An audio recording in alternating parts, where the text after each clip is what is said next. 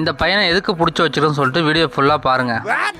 வண்டியில் டெக்கரேஷன் ஜாமான் ஏற்றிட்டோம். இந்த ஜாமான் வச்சு ஒரு டெக்கரேஷன் பண்ண போகிறோம். எங்கன்னு பார்த்தா வச்சுங்க, கோட்டுச்சேரி மாரியம்மன் கோயிலில் தான்.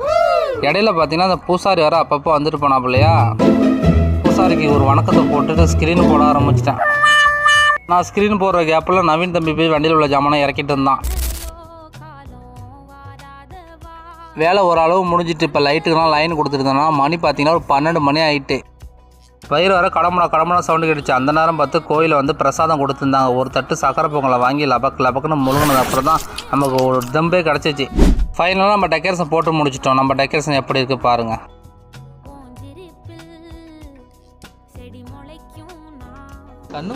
கண்ணுக்குட்டி கற்று டெக்கரேஷன் பண்ணிருக்கோம் ஃப்ரெண்ட்ஸ். பார்த்தீங்கன்னா ஒரு கண்ணுக்குட்டி வந்துட்டு அந்த கண்ணுக்குட்டி எங்கள் சேரில் உட்காந்துட்டு கற்றுது பாருங்கள். அப்படி கற்றுது பாருங்கள்.